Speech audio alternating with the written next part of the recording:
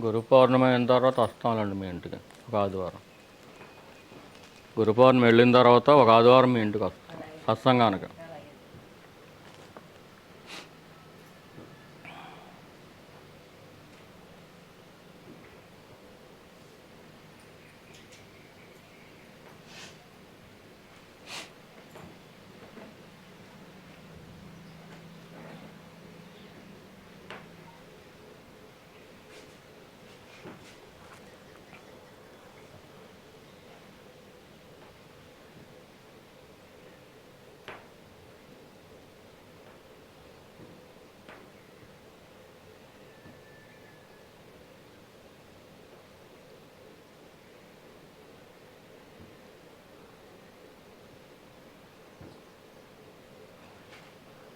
ఈ జీవితానికి లక్ష్యం ఏంటండి?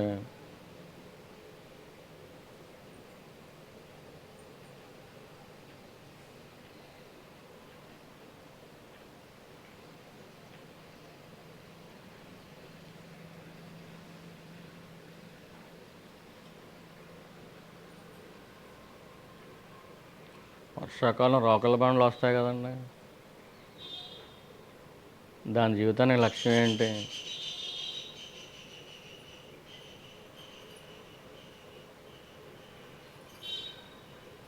ఎన్నో రకాల పురుగులు పుడతా ఉంటాయి, వాటి జీవితంలో లక్ష్యం ఏంటి?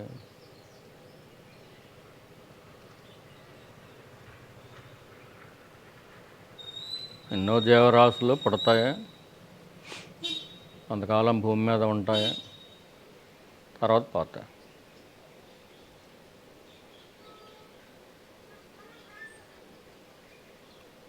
వాటి జీవితాలకు లక్ష్యం ఏమైనా ఉంటుందా?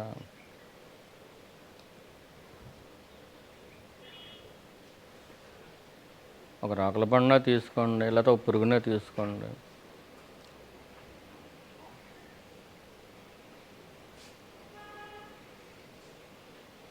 పుడతాయి, కొంతకాలం ఏదో తిని బతుకుతాయి, తర్వాత చచ్చిపోతాయి.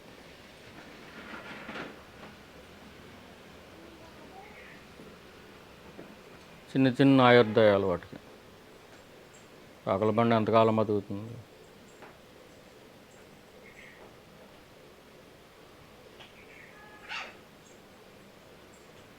వర్షాకాలం వస్తే పురుగులు వస్తాయి, వాటికి ఆయుర్దాయం ఎంత? మనకంటే తక్కువ. అవి పుడతాయి, పుట్టిన ప్రతిదానికి ఏదో ఒకటి తింటుంది, తినకపోతే అది బతకలేదు కదా. రాకల బండి ఆహారం వేరు.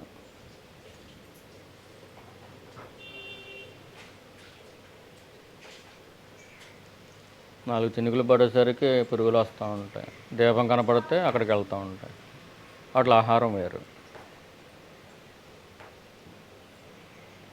అంటే ప్రతిదానికి నోరు ఉంది, అవి తిని బ్రతుకుతాయి.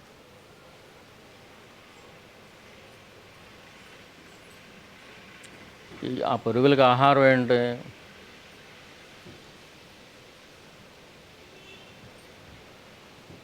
మనం అన్నం తింటున్నాం కదండి, ఇంకా రకరకాల కూరలు గట్ట చేసుకు తింటున్నాం. మరి ఆ పురుగులు ఏం తింటాయి? వాటికి కూడా ఆహారం ఏదో పెడతాడు, అవి తిని అవి బతుకుతాయి.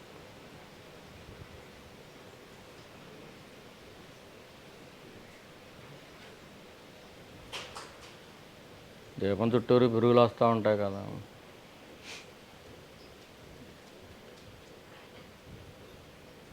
కొంతకాలం బతుకుతాయి, అవి ఏదో తిని బతుకుతాయి. అంటే వాటికి కూడా ఆకలి ఉంటుంది, వాటికి కూడా ఆహారం అవసరం. అవి కూడా వాటికి బాల్యం ఉంటుంది, పెద్దవి అవుతాయి, మళ్ళీ ముసలి అవుతాయి.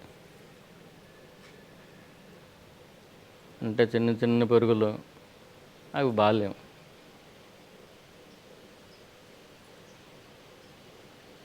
కొంచెం పెద్దవి అవుతాయి, తర్వాత ముసలి రాకుల బండ అయిపోద్ది, ముసలి పురుగు అయిపోతుంది.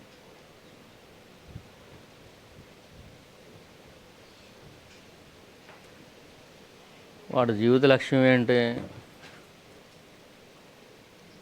వాడికి తెలియదు. అంటే ఈ భూమి మీద ఆ జన్మను ఎత్తి భగవంతుడు దానికి ఏ ఆహారం ఇచ్చాడో ఆహారం తిని కొంతకాలానికి చచ్చిపోతాయి.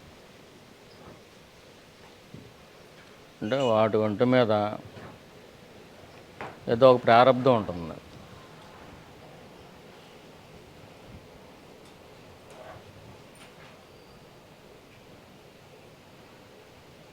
తినేసి చచ్చిపోతాయి. తింటాయి, బ్రతుకుతాయి, తర్వాత చచ్చిపోతాయి. ఆ ప్రారంధాన్ని అనుభవించడం కోసం మాత్రమే పుట్టాయి.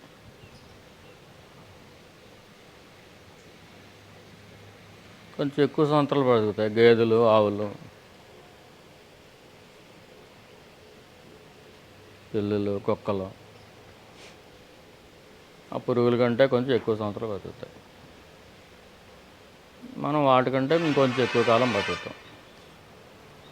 గేదెలు ఉంటాయనుకోండి, భగవంతుడు వాటికి ఆహారం ఏది నిర్ణయించాడో గడ్డి తింటాయి.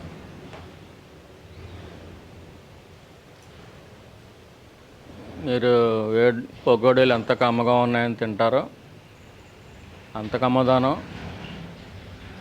ఆ ఎండుగడ్డిలో దానికి ఉంటుంది. ఆ నాలుగుకి అది దొరుకుతుంది.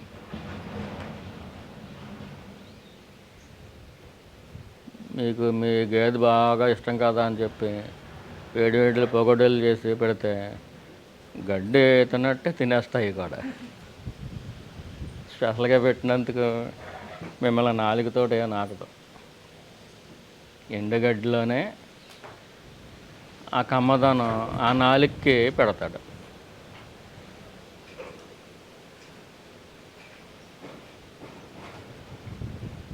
మనం తిన్న వెరైటీలు అది తిందాం. దొరికితే తింటుంది. ఎండుగడ్డి కాకపోతే పచ్చిగడ్డి తింటుంది. ఎండుగడ్డి పచ్చిగడ్డి మనం తినగలమా? బ్రహ్మదేవుడు అలా పెడితే వదులుకోను కదా. వంట అక్కర్లేదు, గ్యాస్ అక్కర్లేదు, వంట లేదు అసలు. ఎంత సుఖపడిపోతారు మీరు.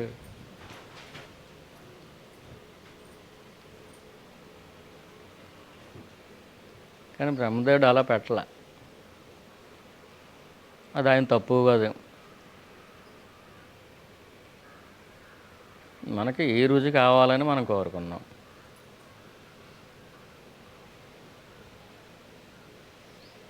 చక్కగా ఆవకాయ పత్ర రుచి చూడాలి అని మీరు కోరుకున్నారు.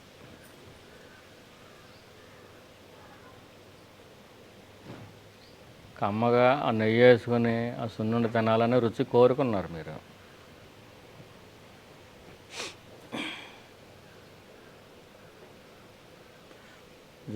క్రిమికీటకాలు పడుతున్నాయి, జంతువులు పడుతున్నాయి, పక్షులు పడుతున్నాయి.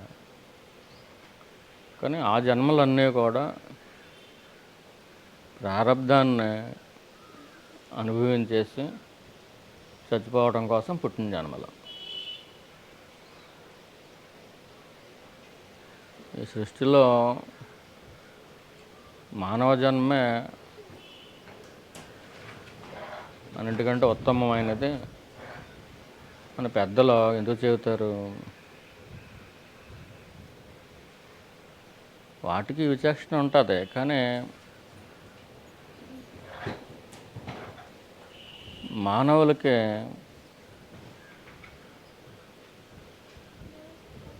ఒక ప్రత్యేకమైన విచక్షణ ఉంది.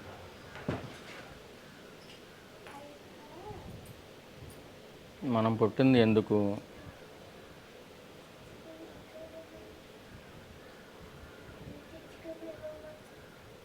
పుడతాం, పెరుగుతాం, తింటాం, పోతాం, ఇంతేనా? ఇంకా ఏమైనా ఉందా? జీవితం ఇంతేనా, ఇంకేమైనా ఉందా, మనం అసలు ఎందుకు పుట్టాం అనే ప్రశ్న మానవులకు వస్తుంది. ఆ బుద్ధి సూక్ష్మతని పరమేశ్వరుడు ప్రసాదించాడు. అందుచేత మానవ జన్మ ఉత్తమమైన జన్మ అంటారు. కానీ ఒక్కొక్కళ్ళకి ఏదో పదవి,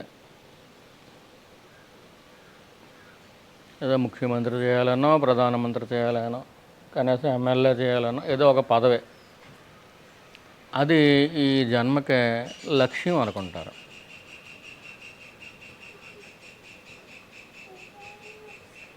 కొంతమంది ఏంటి, అందరికంటే ఎక్కువ సంపాదించేయాలి, అది నా జీవిత లక్ష్యం అనుకుంటారు. ఇంకా కొంతమంది ఏంటి, అందరికంటే ఎక్కువ చదివేయాలి, ఎక్కువ పేరు తెచ్చుకోవాలి, ఎక్కువ మెడల్స్ తెచ్చుకోవాలి అని కొంతమంది లక్ష్యంగా పెట్టుకుంటారు. వాళ్ళు తెలివైన వాళ్ళే. ఒక రకంగా చెప్పాలంటే మనకంటే తెలివైన వాళ్ళు వాళ్ళ చదువుకున్న రంగంలో కానీ, అంటే రాజకీయ నాయకుడికి లక్ష్యం, జీవిత లక్ష్యం వేరుగా ఉంటుంది. ఎంచేత పూర్వజన్మల్లో అటువంటి వాసనలు ఉన్నాయి.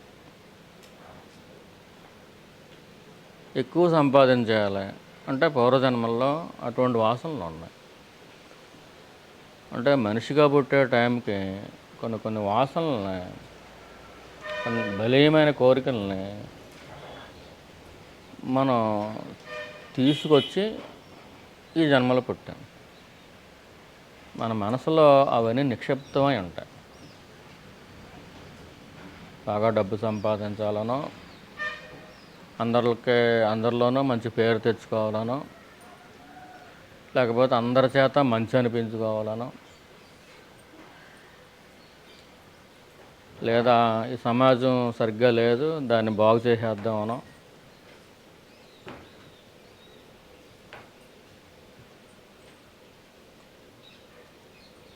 మానవ జన్మలోకి వచ్చేసరికి అంటే గొంగళ పురుగా ఉన్నప్పుడు లోపల జీవుడు ఉన్నాడు.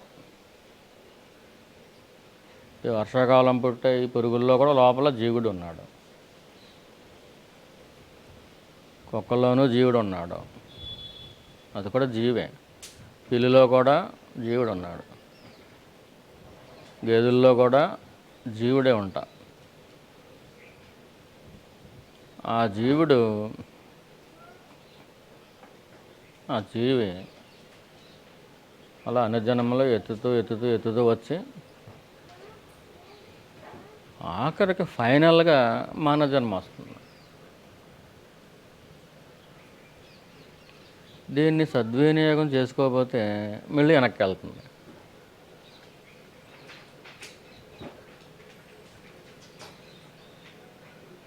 మనకే మానవ జన్మ ఇచ్చాడు ఈశ్వరుడు. ఈ మానవ జన్మను మనం సద్వినియోగం చేసుకోకపోతే ఏమవుతుంది, మళ్ళీ వెనక్కి, అంటే పశు జన్మకో, పక్షి జన్మకో, చేప జన్మకో, పాము జన్మకో మళ్ళీ వెనక్కి వెళ్తుంది. అంటే బుద్ధి సూక్ష్మత ఉన్న ఈ జన్మ, మానవ జన్మ, అంటే ఏది మంచి ఏది చెడు, అలా మన జీవిత లక్ష్యం ఏంటి అని నిర్ణయించుకోగల ఆ తెలివితేటలో, మన జీవితానికంటూ కరెక్ట్ లక్ష్యాన్ని ఎంచుకుందాం అనే కనీసపు తెలివితేటలు ఈ మానవ జన్మకే ఇచ్చాడు. ఆ తెలివితేటల్లో మిస్ అయ్యే జన్మలో వెనక్కి వెళ్ళి తిరోగమనం వెనక్కి వెళ్తాయి. మానవ జన్మనే అంటే మనం ఈ జన్మలో మనిషిగా పుట్టాము, స్త్రీగానో పురుషుడిగానో పుట్టాము.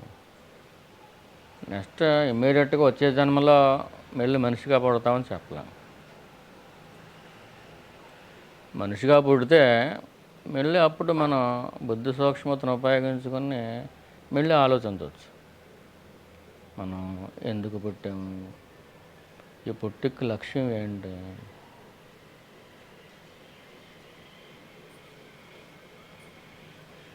అందరికీ వచ్చినట్టే మనకు కూడా వార్ధక్యం వచ్చేస్తుంది, ముసలోళ్ళం అయిపోతాం, తర్వాత చచ్చిపోతాం. మరి చచ్చిపోయే లోపు ఏమి సాధించాలి? లోకంలో చదువులు చదివినా, లోకంలో బాగా తిరిగినా ఈ లోకానికి సంబంధించిన లక్ష్యాలే మనకుంటాయి.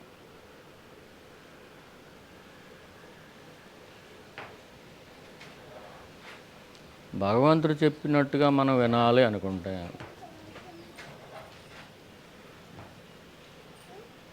మనకు డైరెక్ట్గా చదవటం రాకపోయినా ఉపనిషత్తులు, భగవద్గీత లాంటివి అవి బాగా చదివి ప్రాక్టీస్ చేసుకుని మోక్షాన్ని పొందేసిన వాళ్ళు ఉంటారు, మహర్షులు. ఆ మహర్షులు ఈ మానవులకి గైడెన్స్ ఇస్తారు. సో మానవులారా, ఎన్నో జీవరాశుల్లో పుట్టారు, కానీ అక్కడ స్వతంత్రించి ఆలోచించడానికి అవకాశం లేదు. అవన్నీ కేవలం ప్రారంధాన్ని అనుభవించే జన్మలే. ఈ మానవ జన్మ కూడా ప్రారంధాన్ని అనుభవించే జన్మే.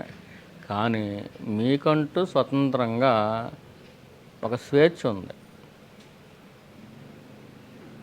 మీరు ఒక లక్ష్యాన్ని ఏర్పరచుకోవచ్చు. ఏది శాశ్వతము, ఏది శాశ్వతము కాదు. ఇలా ఎన్ని జన్మల్లో పడతాం? ఈ పుట్టుకలకి చావులకి అంతం లేదా? ఎన్ని జన్మల్లో పుట్టినా కానీ ప్రారంధం అనుభవించడం తప్పించి ఇంకేమీ లేదు కదా. దొంగల బురుగ్గా పుడితే ఆ దేహమే మనం అనుకుంటాం, రాకులుగా బండగా పుడితే ఆ దేహమే మనం అనుకుంటాం.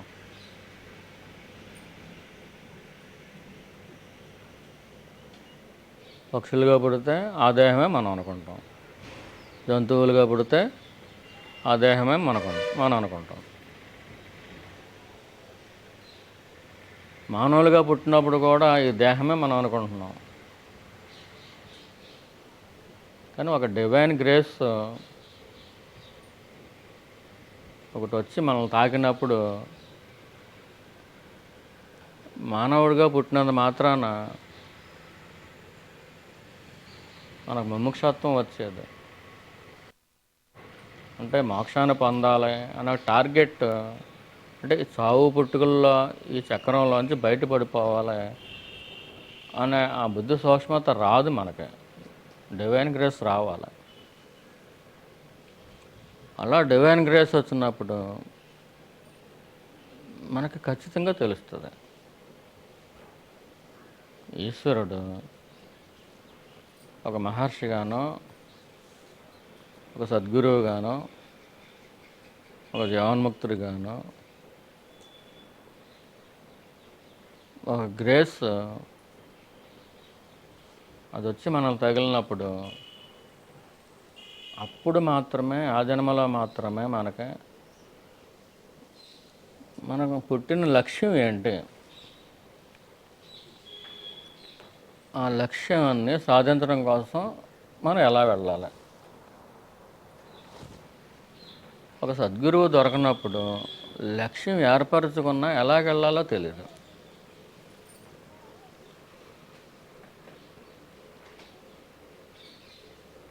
అడుగు అడుగున్నా పద్మవ్యూహాలు బళ్ళని ఉంటాయి.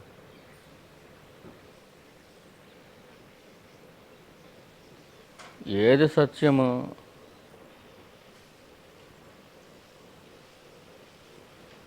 ఏది అసత్యం, ఏది శాశ్వతం, ఏది అశాశ్వతం,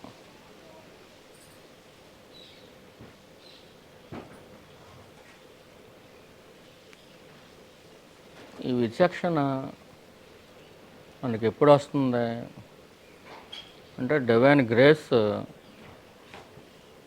ఈశ్వరుడి యొక్క అనుగ్రహం మనకు తగిలినప్పుడు వస్తుంది. అంతేకాదు, ఈశ్వరుడు మన కోసం మనకి అంటే పుట్టుకకి లక్ష్యం ఏంటి, ఎందుకు పుట్టాం? కేవలం చచ్చిపోవడానికే కాదు.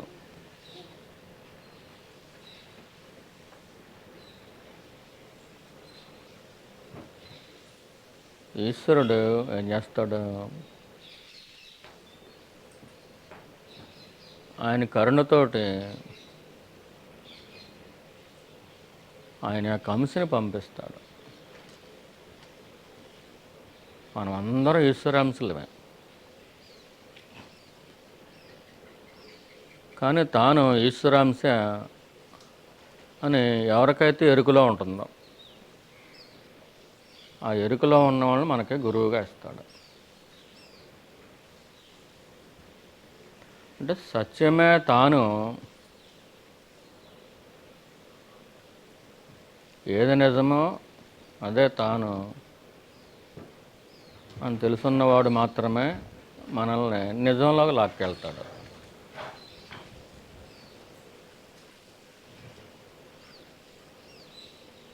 వాడికి రూపం కనిపిస్తున్నప్పటికీ కూడా నిజము తాను, రూపం కాదు. నిజంలోకి లాక్కెళ్ళిపోతుంది.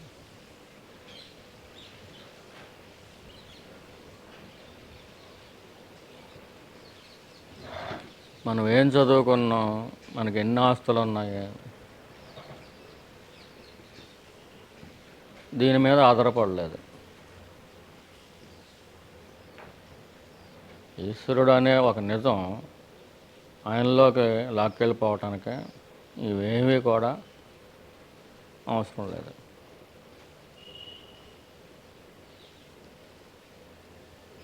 ఒక పవిత్రత అనేది అవసరం.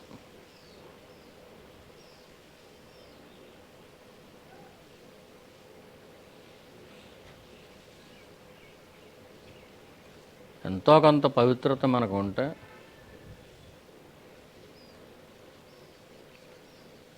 అంటే పవిత్రత ఎంతో వైభవమైంది, కానీ లోకులకి అమాయకత్వం కింద కనిపిస్తుంది. ఏది వెలుగో ఆ వెలుగు గుడ్లగోపుకి చూడాలని చూడలేదు, అది కళ్ళు లాగేస్తాయి.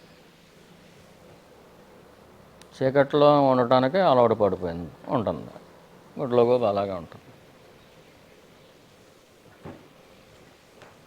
అలాగే ఏది మాయో దాన్ని మాత్రమే చూడటానికి అలవాటు పడిపోయిన ఈ జీవులు ఏది నిజమో వాళ్ళు చూస్తే చూడబుద్ధి కాదు. గుండ్లగోబ సూర్యుడిని ఎలాగైతే చూడలేదో, వెలుగుని ఎలాగైతే చూడలేదో, ఈ మాయలకి అలవాటు పడిపోయిన మనుషులకి అలా ముముక్షత్వమే రాదు. మోక్షం అనేది ఒకటి ఉంది. మళ్ళీ వెనక్కి రావక్కర్లేదు జన్మల్లోకి, ఈ బాధలేం పడక్కర్లేదు. నిజం అంటే అదే. ఆ నిజం నిజమైన ఆనందం. దేనికి చావు లేదో అదే అమృతం. అమృతం టేస్ట్లెస్గా ఉండదు. అమృతం అంటే మృతము అనేది లేనిది, చావు అనేది లేనిది. మీరు పాయసం తాగారనుకోండి, చాలా అమృతంలా ఉందంటారు. అంటే ఏంటి? టేస్ట్కి సంబంధించే కదా చెప్పారు. మీకు తెలిసి చెప్పినా తెలియక చెప్పినా మీరు తాగిన పాయసం అమృతంలా ఉందంటారు. అంటే దేని గురించి చెప్పారు? టేస్ట్ బాగుందని చెప్పారు. కానీ అమృతం అంటే అసలైన అర్థం ఏంటి? మృతం కానిది, చావు లేనిది. చావు లేనిదే అంత టేస్ట్, ఇంకెంత టేస్ట్గా ఉంటుంది? టేస్ట్కి సంబంధించే చెప్పారు కదా ఇక్కడ. అక్కడ కూడా అదే అర్థం. అమృతం అంటే దాన్ని మించిన టేస్ట్ లేదు. చావులేని స్థితిని మించిన టేస్ట్ లేదు. ఆ టేస్ట్లోంచే ఈ పాయసం అమృతంలాగా ఉంది, ఇలా ఈ టేస్ట్లన్నీ పుట్టినాయి. ఆ టేస్ట్లోంచి ఈ టేస్ట్లో పుట్టినాయి.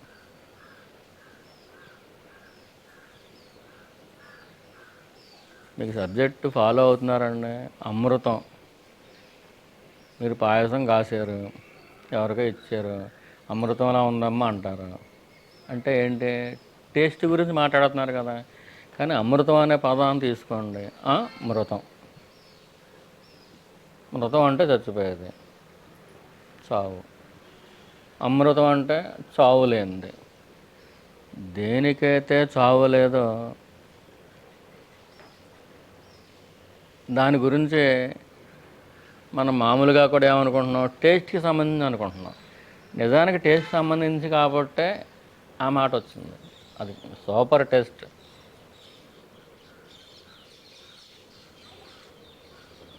అమృతం చావులేని స్థితి ఈ భూమి మీద కాదు కదా, దేవలోకంలో కాదు కదా, ఎన్ని లోకాల్లో అయినా సరే ఎన్ని రకాల టేస్ట్లు ఉన్నా ఈ టేస్ట్లన్నీ ఆ అమృతంలోంచి వచ్చినాయి.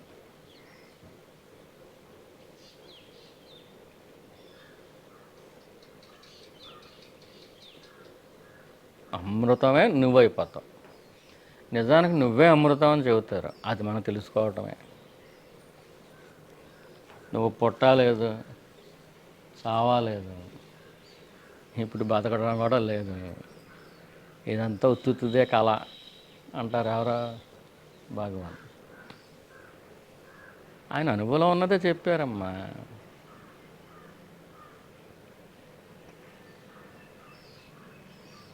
మనం ఇంకా ఆస్తులు అంతస్తులు బంగ్లాలో ఎన్ని అవసరం మనకి. ఆయన గోచి కట్టుకుని కూర్చున్నాడు. లోపల ఎటువంటి అమృతత్వ ఆ టేస్ట్ మనందరం అనుభవించిన టేస్ట్ ఆయన అనుభవించేనే కదా అలా గొజ్జుపెట్టి కూర్చున్నాడు. ఈ టేస్ట్లన్నీ దాంట్లోంచి వచ్చినాయి కదా. అంత సూపర్ టేస్ట్ని ఆయన ఎంజాయ్ చేసేసాడు. అదిగానే ఉన్నాడు కాబట్టి బయటికి ఏం అవసరం లేకపోయింది. ఆయనకి చదువు కూడా అవసరం లేకపోయింది, మేళ్ళ మిద్దులు అవసరం లేకపోయింది, బంగారాలు అవసరం లేకపోయింది, పదవులు అవసరం లేకపోయింది, ఇంకేం అవసరం లేకపోయింది. ఒక గోచి పెట్టుకున్నాడు, కూర్చున్నాడు, అంతే.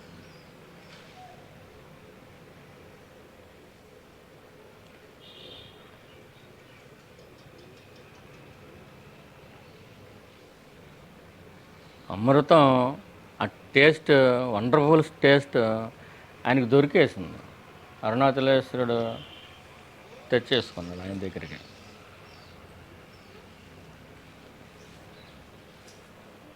ఎవరావిడ? చిలక ఏదో ఉంటుంది, మధుర మీనాక్షి.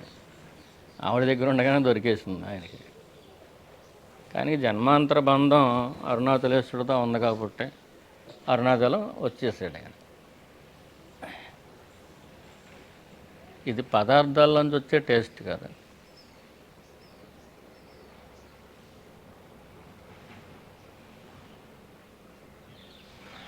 నిజానికి పదార్థాల్లోంచి వచ్చే టేస్ట్ కూడా లోపలంచే వస్తుంది అని ఆయన చెబుతారు. ఈ టేస్ట్లన్నిటికి ఏదైతే సోర్స్గా ఉందో, ఏదైతే మూలమో దాంట్లోంచి వస్తుంది. పదార్థంలో ఉందని మనం అనుకుంటాం.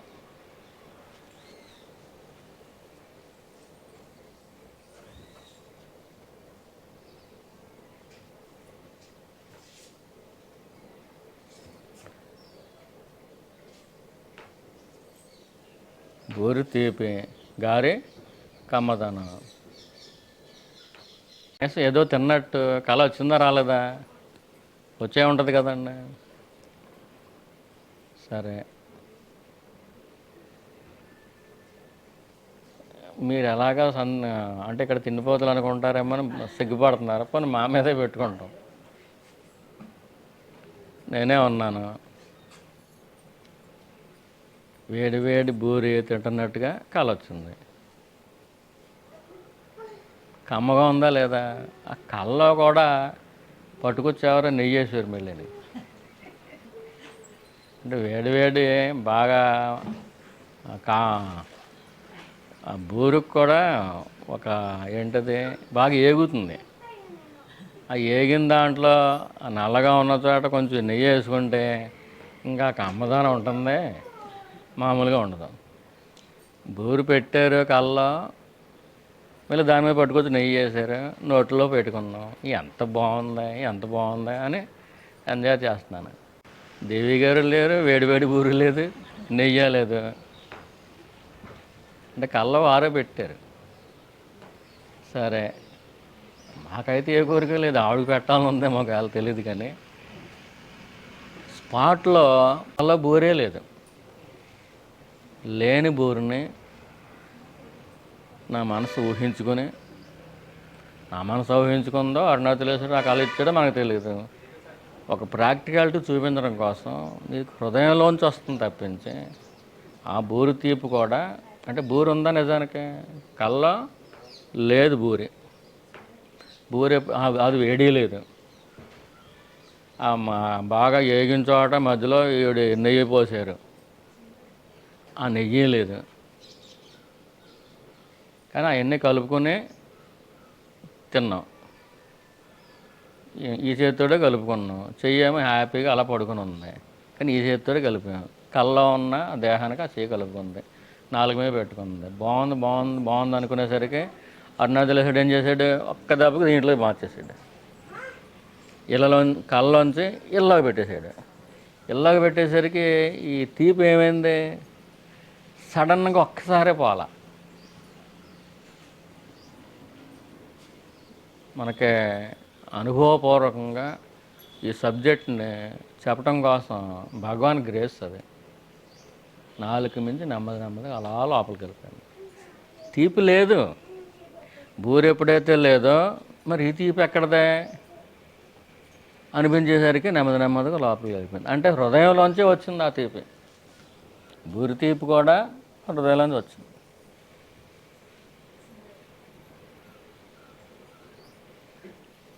అటువంటి, అంటే మీరు కళ్ళ గురించి చెప్పట్లేదు, అటువంటి అరుణాచలేశ్వరుడు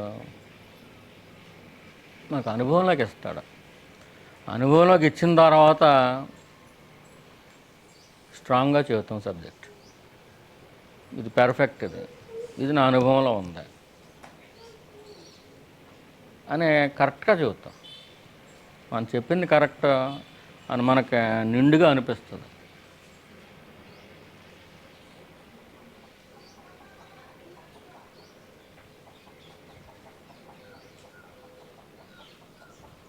గురువాజ్ఞ అయ్యింది అని చెబుతున్నాం.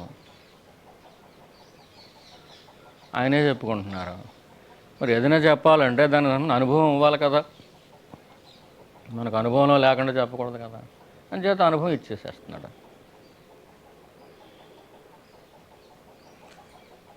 దీన్ని బట్టి ఏమర్థమైంది మనకి, కళ్ళ బూరి లేదు, లేని బూరిని ఎంజాయ్ చేసింది నాలుగే.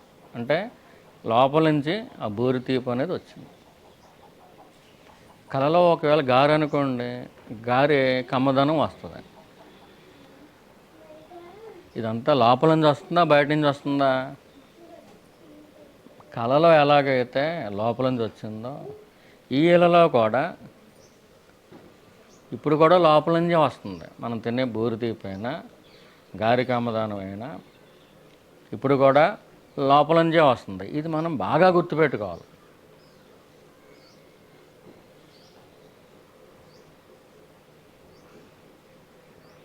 మన మనసుకే ఎంత బాగా గుర్తుపెట్టుకుంటే అంత బలీయంగా మనకు ఆచరణలోకి వచ్చేస్తుంది. అప్పుడు ఏమవుతుంది,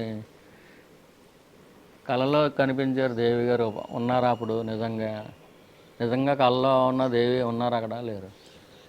అప్పుడు ఎలాగైతే లేరు ఇప్పుడు కూడా లేరు. కళలో కనిపించిన లోకం నిజమా కాదు, అప్పుడు నిజం కాదు, ఇప్పుడు కూడా నిజం కాదు అని మనకి ఒక స్ట్రాంగ్ అండర్స్టాండింగ్ వచ్చేస్తుంది. అనుభవపూర్వకంగా మనకు అర్థమైపోతూ ఉంటుంది. అలా అర్థమైపోయినప్పుడు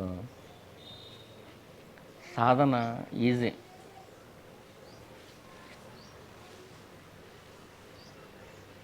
ఈ కనిపించే సకల సరాచర సృష్టి అంతా కూడా ఎక్కడుంది? కళ ఎవరికన్నారా? ఎవరికన్నారమ్మా? కళ ఎవరికన్నారా? మనసేనే కదా. కళ ఎవరికన్నారా? మనసే. ఎవరి శక్తితోటి? బ్యాటరీ ఛార్జింగ్ ఎవరు? ఈశ్వరుడు. ఈశ్వర శక్తితో నీ మనసు ఆ కలకంది. అలాగే ఈశ్వర శక్తితో నీ మనసు ఇలాగంటుంది. ఇదేదే నిజం కాదు. ఇది ఏదే నిజం కాదన్నప్పుడు ఎవరిని చూసి భయపడతావు? ఎవరిని చూసి చిరాకు వస్తుంది నీకు? ఇదంతా నిజం నిజం అనుకున్నప్పుడు నీకు భయం వస్తుంది. కనిపించేదంతా నిజమే అనుకున్నప్పుడు నీకు శత్రువులు ఉంటారు, మిత్రులు ఉంటారు. ఈ శత్రువులను మిత్రులు సమానంగా చూసుకోవడం, ఎలాగ బ్యాలెన్స్ చేసుకోవడం సాధన చేయవలసి వస్తుంది. అసలు ఇక్కడ సాధన ఏముంది? ఇది టోటల్గా కళ. ఇలా కూడా ఇంకో కళ. అది పొట్టి కళ, ఇది పొడుగు కళ అని చెప్పారు. ఇది కళ, ఇది కళ, ఇది కళ అని చెప్పి నువ్వు బలీయంగా నీ మనసుకి చెప్పుకుంటూ ఉంటే ఈశ్వరుడు ఇచ్చిన శక్తితోటి నీ మనసు ఎలాగైతే ఒక కళగందో, ఆ కళలోకి సర్వలోకం వచ్చేసిందో, రకరకాల దేహాలు వచ్చేసినాయో, రకరకాల గొడవలు వచ్చేసినాయో, అలాగే ఈశ్వరుడు ఇచ్చిన శక్తితోటి నీ మనసు ఇప్పుడు కూడా ఇలాగంటుంది. అక్కడేమో కలగంది, ఇక్కడ ఇలాగంది. కలగన్నదే మనసే, ఇలాగంటున్నది కూడా మనసే. ఆ మనసు ఎవరో? ఎక్కడి నుంచి పుడుతుంది? దాని పుట్టు చూడండి. ఈ మాయలు చేసేదంతా ఎవరో? మనసు. కలగంటున్నదే మనసే, ఇలాగంటున్నదే మనసే. ఈ మనసు అసలు ఉందా లేదా? మీ లోపల నుంచి ఎక్కడి నుంచి వస్తుంది? అంచేత నీ లోపల నుంచి నీ మనసు ఎక్కడి నుంచి పడుతుందో అక్కడి నుంచి చూసుకో. నా మనసు ఎక్కడుందో, నా మనసు ఎక్కడుందంటే భగవాన్ ఏం చెబుతారు? మనసు ఒకటి ఉన్నదే అనుకుని వెళ్తున్నావు. అసలు అది ఉందా లేదో చూడు ముందు. అది ఎవరి మనసు అంటున్నావు? నా మనసే అంటున్నావు. నీ మనసు అంటున్నావు కాబట్టి నువ్వెవరో చూడు. దేవుడి దగ్గరికి తర్వాత వెళ్దాం.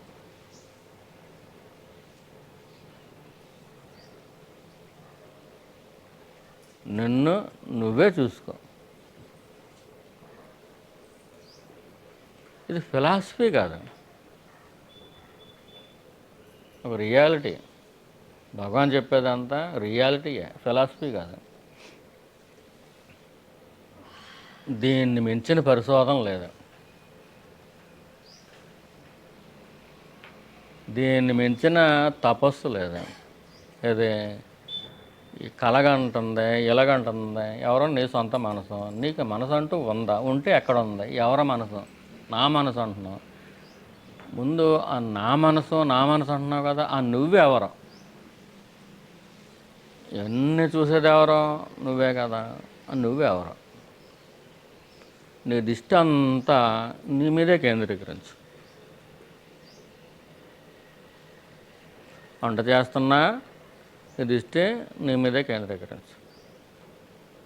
పూజ చేస్తున్నా నీ దృష్టి నీ మీదే కేంద్రీకరించు. నేను ఎవరు? అక్షర మణమాలు చదువుతున్నా నీ దృష్టి ఇది చేస్తున్నా నేను ఎవరు? అక్కడే కేంద్రీకరించు. తింటూ ఉంటాం, కరెక్ట్గా తినేటప్పుడు ప్లేట్లో చూసేసరికి మర్చిపోతాం. ఇది తింటున్నాను కదా, తినే నేను ఎవరా అని మర్చిపోతాం. తినేసిన తర్వాత జ్ఞాపకం వస్తుంది. కొంచెం సాధన బాగా చేస్తున్నాను అనుకోండి, మధ్యలో జ్ఞాపకం వచ్చేస్తుంది. ఇంకా సాధన వదిలిపెడతలేదు అనుకోండి, ఆ జ్ఞానం ఖచ్చితంగా నేను ఎవరో తెలుసుకుని తీరాలి, భగవాన్ నువ్వు నాకు సాయం చెయ్యి అనుకుంటే ఆ ప్లేట్ రాకముందే నీకు తెలుసు, నీకు నేను ఎవరు అనేది నేను దగ్గరే ఉంటావు. నువ్వు నీ దగ్గర ఉంటూ ఎన్ని పనులు చేసినా చేయనోడితో సమానం. అదే యజ్ఞం, అదే తపస్సు. నీ ద్వారా అన్ని పనులు జరుగుతుంటాయని, కానీ ఏది నేను చేయట్లేదు. దేహం ద్వారా జరిగిపోతున్నాయి. దానికి కర్త ఎవరో, దేహాన్ని నడిపిస్తున్నవాడు ఎవరో ఈశ్వరుడు. నేను ఏ కర్తనే కాదు. నేను కూడా ఖాళీగా ఏమి లేను. నేనేం చేస్తున్నాను? నన్ను నేనే చూసుకుంటున్నాను. నిన్ను నువ్వే చూసుకుంటున్నప్పుడు చూసుకోగా నీలో నువ్వు నిలకడ చెందుంటే, ఇంతవరకు మనసు మనసు మనసు మనసు ఈ మనసు పుట్టింది కళని, ఈ మనసులోంచి ఇలా కూడా పడుతుంది అని ఏదనుకుంటున్నావో ఆ మనసు కనపడకుండా పోద్ది నీకు. నువ్వు ఏదిగా ఉన్నావో అదిగానే ఉంటావు.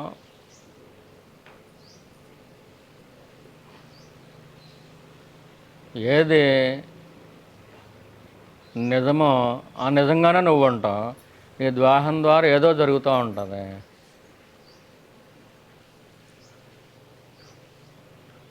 అప్పుడు నిన్ను ప్రారంధం విడిచిపెట్టేస్తుంది.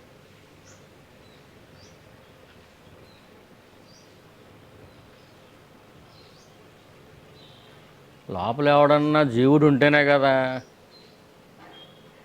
చేసుకున్న పాపాలకు రోగాలు వచ్చేది. అసలు జీవుడే లేనప్పుడు జీవుడిగా ఉన్నట్టుగా బయటికి అందరికీ ఒక రూపంతో ఉన్నావు నువ్వు. కానీ నువ్వు ఎక్కడున్నావు? నువ్వుగానే ఉన్నావు. నేను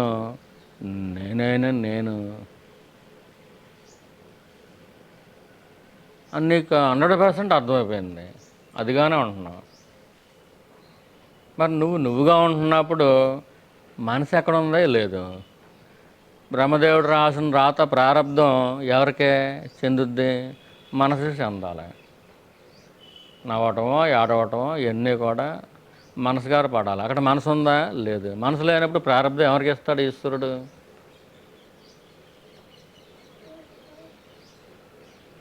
ఎవరైతే అనుభవించాలో వాడు లేడు ఇక్కడ.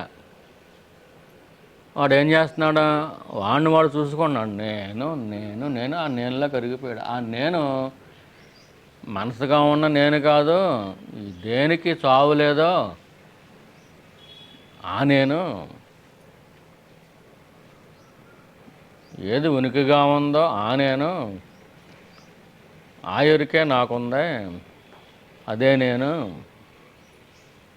ఇప్పుడు దాకా ఉందే అనుకుంటున్న మనసు కనపట్టలేదు. అది ఎప్పుడూ లేదు.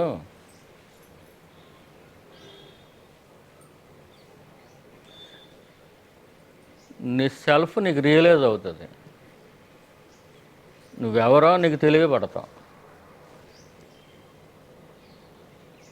దానికి చదువుతో సంబంధం లేదు, పవిత్రతతోటే సంబంధం.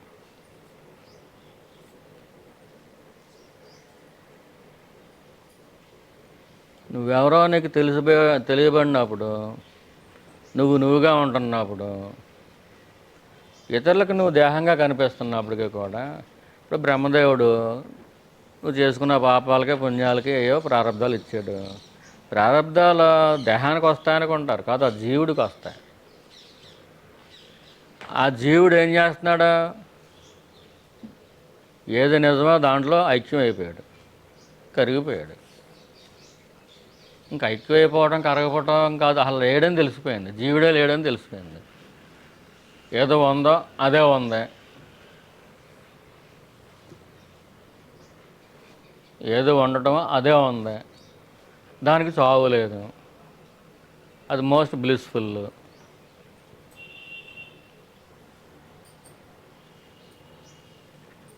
ఏది సత్యమో అదిగా ఉన్నావు నువ్వు.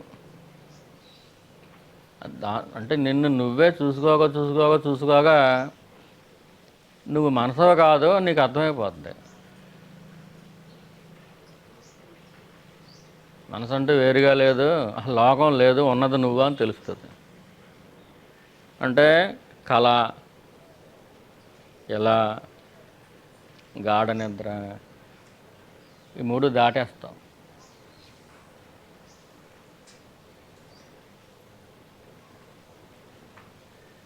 ఇదంతా తలంపే నీకు. లోకం కనిపిస్తున్నప్పుడు లోకం అంతా నీకు. ఇప్పుడు పడుకుంటారండి, పడుకున్నప్పుడు కళ వచ్చింది, కళ్ళలోకి పెద్ద లోకం కనిపించింది. అంత పెద్ద బుడగ, అంత పెద్ద లోకం నీకు చిన్న తలంపు. ఎప్పుడు మెలకు వచ్చేసాక. తలంపా కాదా? నీ మనసు ఊహించుకున్నదే తలంపా కాదా? కళ్ళలో ఎన్ని జరిగినా కానీ అదంతా తలంపా కాదా? అలాగే ఇళ్ళలో కూడా ఎన్ని జరిగినా కానీ తలంపే అని నీకు తెలిసిపోతుంది. ఇప్పుడు నువ్వుగానే ఉన్నప్పుడు నేను నేను నేను ఆ నేను దగ్గర ఉండగలిగినప్పుడు ఇలా కూడా కళే. గాఢ నిద్ర కూడా కళ లాంటిదే, ఒక తలంపే. లోకం అంతా తలంపే నీకు. అప్పుడు నీకు స్వయంగా తెలుస్తుంది. ఆచార్యుల వారు ఏం చెప్పారు? బ్రహ్మ సత్యం, జగత్తు మిథ్య. జగత్ ఏంటి? మిథ్య, తలంపు. ఉన్నట్టుగా కనిపిస్తుంది కానీ లేదు.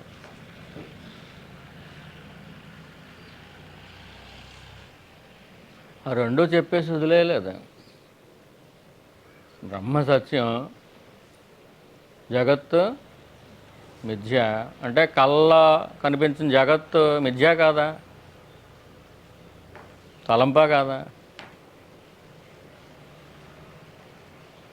మనకు అనుభవం లేకపోయినా కానీ కొంచెం ఆలోచిస్తే సరిపోతుంది కదా. కళ వచ్చింది, ఆ కళ్ళ కనిపించిన లోకం మిథ్యా కాదా? అంటే ఉన్నట్టుగా అనిపిస్తుంది కానీ ఉండదు.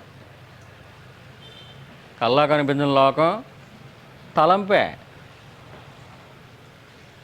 అలాగే నేను దగ్గర ఉండటం నేర్చుకుంటే ఉండటం అయిపోతావు నువ్వు. ఈ ఇల కూడా నిజం కాదు, ఇది కూడా తలంపే అని తెలిసిపోద్ది నీకు. అంటే కళ తలంపు, ఇలా తలంపు. అంచేత ఆచార్యుల వారు ఏం చెప్పారు?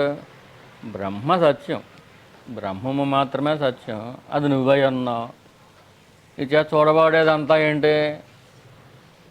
లేదు, ఉన్నట్టుగా అనిపిస్తుంది. ఏదైతే లేదో ఉన్నట్టుగా అనిపిస్తుందో దాన్నే మాయ అంటారు, దాన్నే మిథ్య అన్నారు. అంటే తలంపు. అక్కడ ఆగిపోలేదు, మూడోది ఉంది.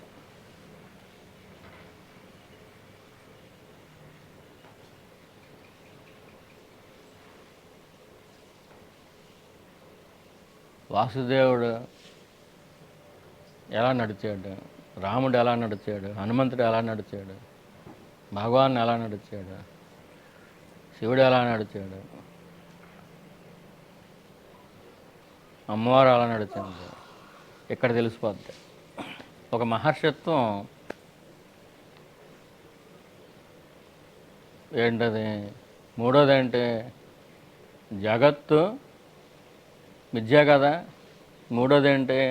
జగత్తు బ్రహ్మము, బ్రహ్మ సత్యం, జగత్తు మిథ్య అని. మూడోది ఏం చెప్పాడు? జగత్తు బ్రహ్మము.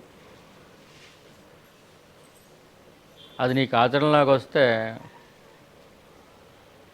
నువ్వే రాముడు అయిపోతావు, నువ్వే కృష్ణుడు అయిపోతావు,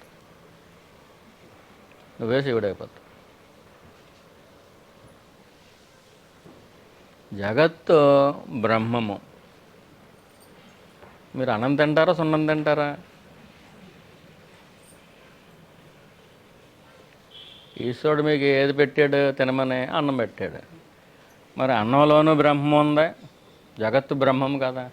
సున్నంలోనూ బ్రహ్మం ఉంది, అది బ్రహ్మం ఇది బ్రహ్మే. కానీ సున్నం తింటారా? తినరు. మంచివాళ్ళలోనూ ఈశ్వరుడు ఉన్నాడు, చెడ్డవాళ్ళలోనూ ఈశ్వరుడు. ఇది బ్రహ్మమే అది బ్రహ్మమే. అన్నాన్ని మాత్రమే తింటాం, సున్నం తినాం. మంచివాడితో ఎలా వ్యవహరించాలి, చెడ్డవాడితో ఎలా వ్యవహరించాలి అనేది ఇదంతా రాసి పెట్టేసి ఉన్నదే జరుగుతుంది, నువ్వేం చేయట్లేదు. జగత్తు బ్రహ్మము అన్నాడు అని చెప్పి జగత్తంతా బ్రహ్మే, మంచోడు బ్రహ్మే, చెడ్డోడు బ్రహ్మే, అన్నం సున్నం కలిపేయండి తినేయండి అంటే కుదరదు. దానికంటూ ఒక లక్షణం ఉంది అన్నానికి. నువ్వు తినాలి, అరిగించుకుంటుంది, బలాన్ని ఇస్తుంది. సున్నం లక్షణం ఏంటి? గోడకు వేసుకోవటమే, దాన్ని నోట్లో పెట్టుకునేది కాదు. దీని లక్షణం ఇది పాటిస్తుంది, దాని లక్షణం అది పాటిస్తుంది. ఎవరి లక్షణాలకు తగ్గట్టుగా వారు ఉంటారు. కానీ అందరిలోనూ బ్రహ్మమే ఉంది. జగత్తు బ్రహ్మముగా సత్యం, లోకంగా సత్యం కాదు. లోకంగా మిథ్య. ఫస్ట్ ఏం చెప్పాడు ఆచార్యుల వారు? బ్రహ్మ సత్యం, బ్రహ్మము మాత్రమే సత్యం. నువ్వు ఉన్నావో ఆ ఉండటంగా ఉండిపో, మిగతాదంతా తలంపే. తలంపే అంటే ఏంటి? జగత్తు మిథ్య, నీకు కనిపించేదంతా ఏమీ లేదు. కళ్ళ కనిపించింది, ఇప్పుడు కనిపిస్తుంది, ఇదంతా మిథ్య, ఇదంతా తలంపై, పట్టించుకోవద్దు అసలు.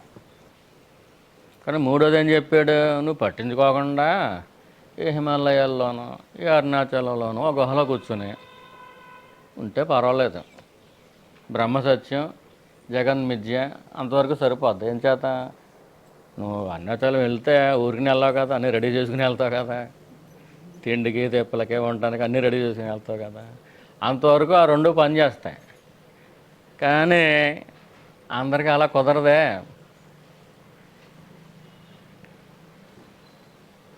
మన ఇంట్లోనే మనం ఉండి చావాలి. అక్కడికి వెళ్ళిపోయి సాధన చేసుకుంటా ఉండదు. ఒకవేళ అక్కడికి వెళ్ళిపోయి సాధన చేసుకున్నా కానీ లోపల ఇది ఉంది కదా ఈగో, అది ఉండదు. అక్కడ కూడా విరోధాలు పెట్టుకుంటుంది.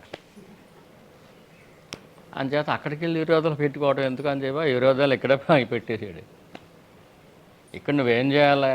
బ్రహ్మసత్యం, నువ్వుగా ఉంటావు, నేర్చుకో ముందు. నేను నేను నేను ఆ అనుభూతిని పట్టుకుని ఉండటమే కదా. ఏముందమ్మా దీంట్లోనే? నేను నేనైనా నేను అదిగా ఉంటావు, ఉండటంగా అయిపోతావు. దీంట్లో పెద్ద కష్టమే ఉంది? అస్సలు కష్టం ఉందమ్మా. ఇంకా వేడివేడి గాడి తింటే పెద్దలు కాలుతాయి, నాలుగు కాలుతుంది. వేడివేడి టీ తాగాలన్నా నాలుగు కాలుతుంది. నేను ఆ ఉండటంగా ఉండిపోవడం కష్టమే ఉంది అసలు.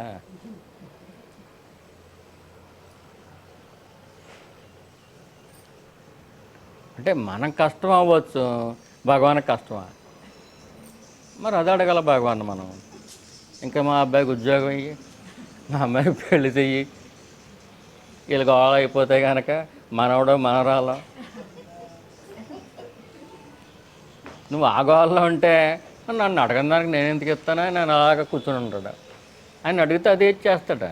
ఇది పెద్ద కష్టమేం కాదమ్మా. ఇది సద్గురువు దొరికినోటికి అసలు కష్టం కాదు. లేకపోతే ఎన్నో జన్మలు పడుతుంది. ఎన్ని జన్మలు పడుతుంది చెప్పలేం. ఎంచేత ఏది సత్యమో, ఏది ఉండటంగా ఉందో అదే భగవాన్.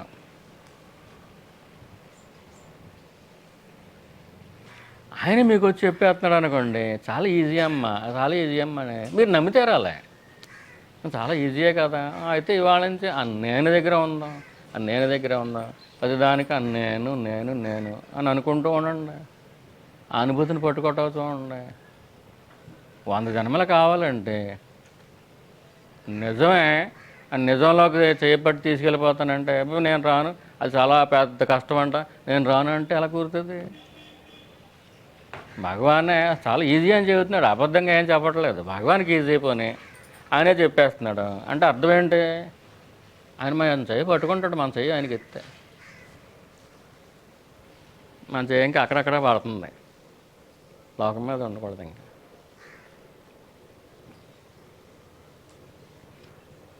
నీ చెయ్యి ఎక్కడున్నా కానీ, లోకంలో ఎంత తిరిగినా కానీ మనసు నీ ప్రారంధాన్ని ఆ దేహానికి మనసుకి వదిలిపెట్టేసి నువ్వుగా ఉండు. ఏ పనిలో ఉన్నా కానీ నువ్వుగా ఉండు. నేను నేను నేను ఆ అనుభూతి చెందుతూ ఉండు. అప్పుడు చాలా ఈజీ, డెడ్ ఈజీ. అలాగే ఉంటే కానీ 2-3 రోజుల్లో వచ్చేస్తుంది అది. నెలలో సంవత్సరాలు కూడా కాదు. ఎంచేత నేను లోపల తీసుకెళ్ళిపోయాడు ఆయన.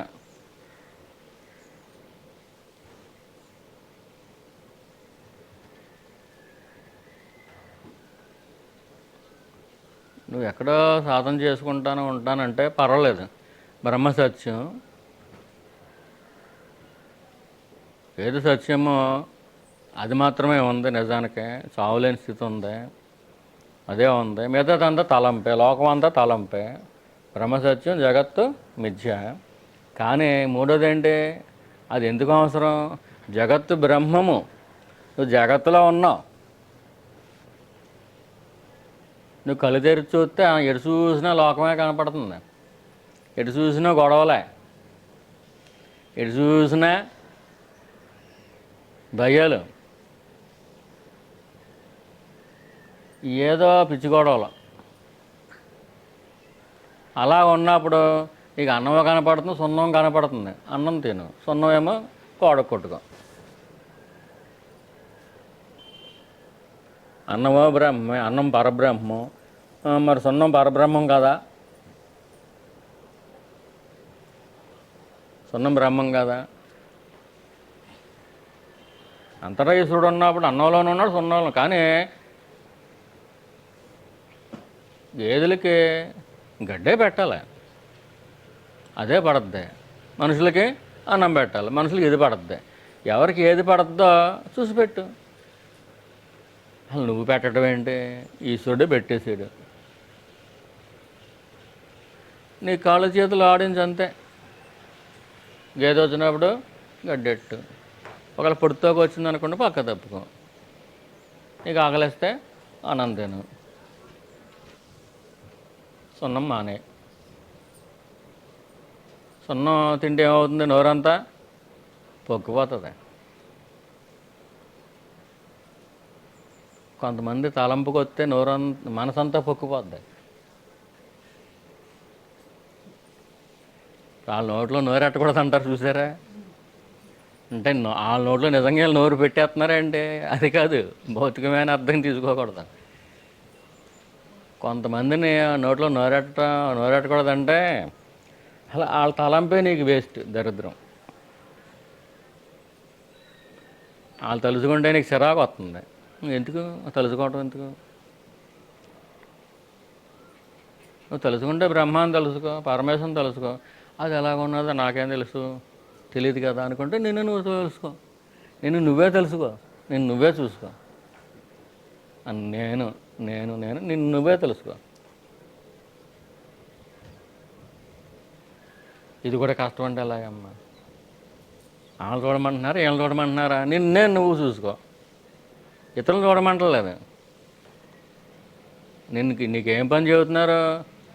నువ్వు నిన్నే చూసుకో. వాళ్ళు ఎలాగున్నారు, వీళ్ళు ఎలాగ ఉన్నారు, వాళ్ళు కోవడం వీళ్ళు కోవడం ఇదంతా ఆన్లైన్లో చూడమంటే కోపం రావాలి. కానీ మీకు నిన్ను నువ్వే చూసుకోమంటే కోపం ఎందుకు వస్తుంది?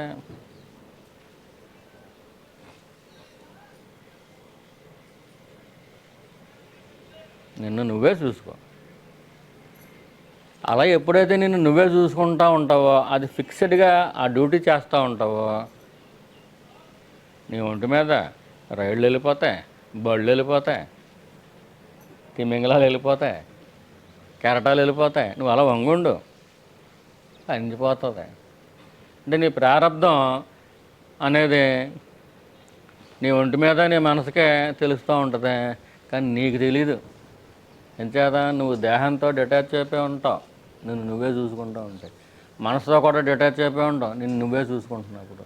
నువ్వుగా ఉంటున్నప్పుడు నువ్వుగానే ఉంటావు, మనసుగా ఉండవు, దేహంగా ఉండవు. ఈ ప్రారంధాలు, దుఃఖాలు, కష్టాలు, అవమానాలు ఎన్ని ఎవరికే? మనసు గారికే, దేహం గారికే. అవి పడతా ఉంటాయి. నీకు సంబంధం ఏంటి? అవి పడతా ఉంటాయి. దేహానికి ఏమైనా నొప్పి వచ్చిందనుకోండి, నూనె రాసుకో. తలకాయ ఏమైనా పోటు వచ్చిందనుకోండి, ట్యాబ్లెట్ వేసుకో. ఆ నూనె రాసుకోవటాలు, ఈ ట్యాబ్లెట్ వేసుకోవటాలు అన్నీ రాసి పెట్టేసి ఉన్నాయి జరుగుతాయి. ఇంకా అవి కూడా నువ్వు చేయక్కర్లే, ఆ టైంకి నువ్వు చేసుకుంటా ఉంటావు.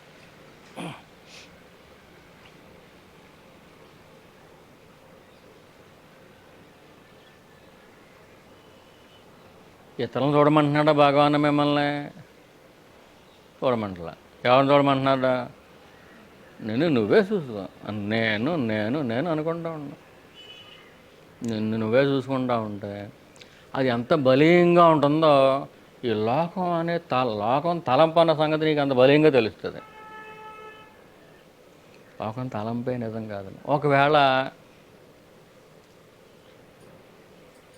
అన్నప్పుడు కుదరదండి నన్ను నేను చూసుకోవటం అని మళ్ళీ లోకంలోకి వచ్చేస్తున్నాను అనుకో, దేహం నేను అనుకుని వచ్చేస్తున్నావు అనుకో, అప్పుడు ఏం చేస్తావు?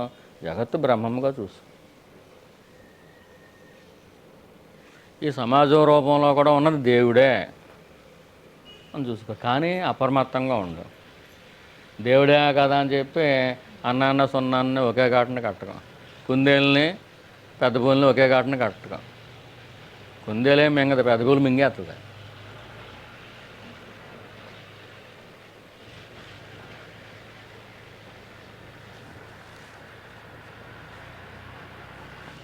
నిన్ను నువ్వే చూసుకుంటూ చేసిన భోగం భోగం కాదు, యోగం. నిన్ను నువ్వే చూసుకుంటున్నప్పుడు, నువ్వుగా ఉంటున్నప్పుడు నీ ఒంటి మీదకి ఏమైనా వస్తే ఆ రోగం రోగంగా ఎంత మాత్రం కాదు, అది యోగం. భోగము ఈ రోగము ఈ రెండింటిలో సమానంగా చూసుకుందాం అని మనసు ఉండగా చూసుకుంటే కష్టం. ఇది ఇసుక దగ్గర పేడ దగ్గర కింద ఉండదు, చేస్తుంది. మనసు చేసే పని అది. నువ్వు మనసుగా ఉండద్దు, నువ్వుగా ఉండు. అప్పుడు దాని అందరూ జరిగిపోతూ ఉంటుంది. అంటే ఈశ్వరుడు చేసేస్తూ ఉంటాడు. మూడోది ఏంటి? మన లోకంలో ఉన్నందుకు జగత్తు కూడా బ్రహ్మమే. ఇంకెవరిని ద్వేషంతావు? ఎవరిని దూషింతావు? ఎవరిని పట్ల చిరాకు చూపింతావు? జగత్తు బ్రహ్మం అన్నప్పుడు జగత్తులో నీ దేహం కూడా వచ్చేసింది కదా, నీ మనసు కూడా వచ్చేసింది కదా, నువ్వు కూడా బ్రహ్మమే. బ్రహ్మాన్ని ఎలా ద్వేషిస్తుంది? ద్వేషరాహిత్యం అనేది సాధన చేసేసుకుని చెమటలు పట్టేసి ఒళ్ళంతా బాడి చేసుకోక్కర్లేదు. నువ్వుగా ఉంటే చెబుతారు కదా, మీరు ఆ కళ్యాణ గుణాలను సంపాదించండి చెబుతారు కదా. నువ్వుగా ఉంటే ఆ మొత్తం చెడు గుణాలన్నీ వదిలిపెట్టేస్తాయి. ఇది ఎటువంటిది చెప్పమంటారా? ఇప్పుడు ఇనుప మొక్క ఉందనుకోండి, చుట్టూరు మైనం కోటింగ్ వేసారనుకోండి, ఆ మైనం తీసేయాలంటే బ్లేడ్ చెక్కక్కర్లేదు. శుభ్రంగా నిప్పుల మీద అది పెడితే చాలు. మొత్తం పెట్టేయక్కర్లేదు, ఇనుప మొక్క పక్కన పెడితే చాలు. ఆ వేడికి ఏమవుతుంది? మైనం అంతా కరిగిపోద్ది. అలాగే నువ్వుగా ఉంటే దాన్ని మించిన పవిత్రత లేదు. సత్యం యొక్క వేడికి, ప్రశాంతతకి అవగుణాలన్నీ వాటంతటా జారిపోతాయి, రాలిపోతాయి. నువ్వు ఆ సాధన చేయక్కర్లేదు, అది సాధన చేయక్కర్లేదు. నువ్వుగా ఉంటే చాలు. నిన్ను ఆశ్రయించుకుని జన్మల నుంచి కూడా పడి వచ్చేస్తున్నా, నేను నిన్ను వదల బొమ్మాలి అని ఎవడైతే వచ్చేస్తున్నారో కూడా నువ్వుగా అలా ఉండు. ఆయన ప్రాడ్ నువ్వు చుట్టూరు మైనం ఉంది, నువ్వుగానే ఉంటే ఏమవుతుంది? ఈ మైనం అంతా రాలిపోద్ది. నువ్వు ప్రత్యేకించి కారిపోతుంది, కారిపోద్ది. నువ్వు ప్రత్యేకించి వాటిని తొలగించుకోవటానికి సాధన చేయక్కర్లేదు, వాటంతటా వెళ్ళిపోతాయి బయటికి. నువ్వుగా ఉండటం వల్ల ఏమవుతుంది? నీ మనసులో ఉన్న జాడ్యాలు, రోగాలు మొత్తం ఏమవుతాయి? నేను విడిచిపెట్టేసి వెళ్ళిపోతే ఉండవు అక్కడ.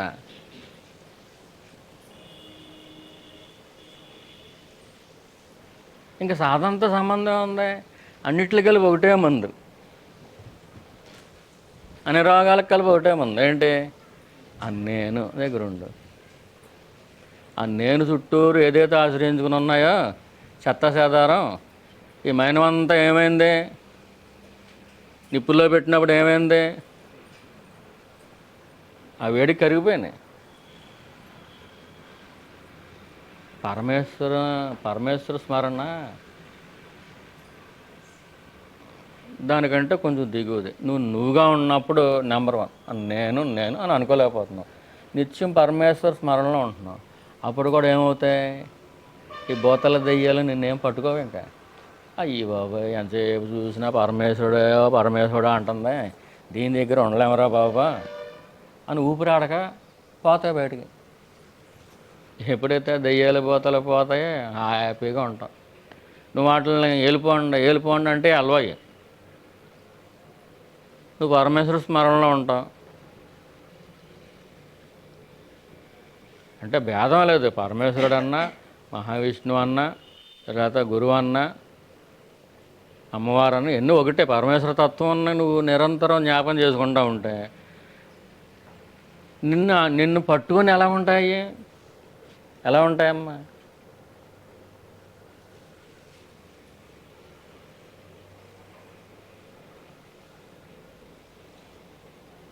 నువ్వు ప్రత్యేకించి ఈ భయాన్ని తొలగించేసుకుందాం అనుకుంటే పోదు అది. నువ్వు నిరంతరం నీ ఇష్టదైవం స్మరణలో ఉన్నావు అనుకో, దానికంటే ముందేంటి నేనుగా ఉన్నావు అనుకో, అది ఉండలేకపోతే ఇది కూడా చెప్పబడింది ఏంటి, నీ ఇష్టదైవం మరి నిజంగా ఇష్టమై ఉండాలి, ఉత్తున కాకూడదు, దాంట్లో రాజీ ఉండకూడదు, నిజంగా ఇష్టం. మీరు ఎవరితో చెప్పకండి, మీ ఆయన మీద కంటే ఎక్కువ ఇష్టం ఉండాలి. మళ్ళీ వాళ్ళతో చెప్పకండి, గొడవకు వచ్చేస్తారు. పరమేశ్వరుడు మీ ఇష్టదైవం మీద మీ ఆయన కంటే ఎక్కువ ఇష్టం ఉండాలి. మగవాళ్ళు అయితే మీ ఆడవాళ్ళతో చెప్పకండి, నువ్వు నాకంటే పరమేశ్వరుని ఎక్కువ ఇష్టపడుతున్నావా, అయితే నీకు డైవర్స్ అంటారు.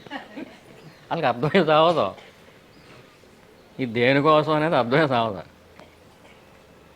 పైపేదే చూస్తారు అంతే, పైపే మాటలు వింటారు, లోపల మీరు ఎంత ప్రేమిస్తున్నారు ఏంటో చూసుకోరు. అంచేత సబ్జెక్టు కొన్ని అంశాలు అర్థం కాదనుకున్నప్పుడు చెప్పకూడదు. మనకే మనసు ఎలా ఉంటుందంటే వాళ్ళు కూడా బాగుపడతారు కదా. ఈశ్వరుడు వాళ్ళకి ఏమన్నా గురువుని కేటాయించాడా, నీకు కేటాయించాడు. నీ జన్మాంతర సంస్కారాల్లో ఎన్ని జన్మలో చేసుకుని వచ్చావు కాబట్టి నీకు కేటాయించాడు. అంతేగాని మీ ఆయనకి కూడా రండి, ముందు మా ఆయనకి మోక్షం ఇచ్చింది, తర్వాత నాకు ఇద్దరు కానీ అంటే ఎలాగా? మీరే ఏ ఇద్దరు జీవుల్లో ఒకసారి వెళ్ళరు. వాళ్ళు ఎంత ఆప్యాయంగా ఉన్నా కానీ, ఎంత ప్రేమానురాలా ఉన్నా కానీ ఎదురు జీవులు ఒకసారి పోరు. ఒకళ్ళు పోయినా కానీ వీరి మార్గం వీరిదే. ఇద్దరు ఒకసారి పోయారు అనుకోండి, ఎవరి మార్గాలు వాళ్ళయే. స్వర్గానికో నరకానికో ఎవరి మార్గం వాళ్ళదే. అంతేగాని ఒకే దాంట్లోంచి వెళ్ళరు. మాది 7 జన్మల బంధం అండి, మా ఇద్దరికి ఎడదీయకండి అని చెప్పి మీ ఇద్దరు కలిపి వచ్చేస్తాం స్వర్గంలో కూడా ఇలాగే పని వేసుకుని ఉంటాం అంటే కుదరదు.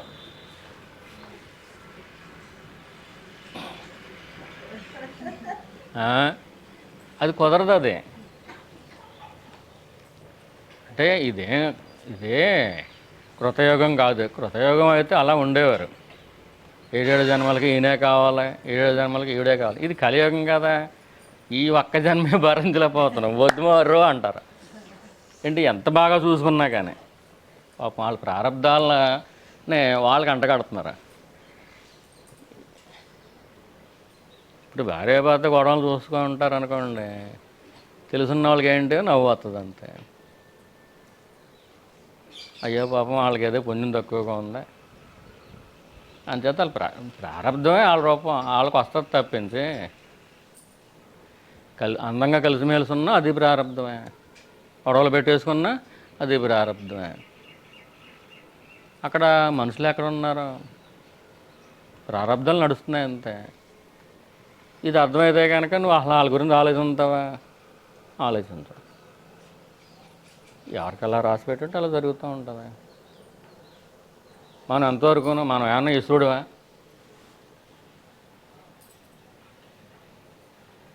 ఎవరు చేసిన అప్పు వాళ్ళు తీర్చాలి కదమ్మా. అందుచేత మనం కూడా అప్పు చేసాం కదా,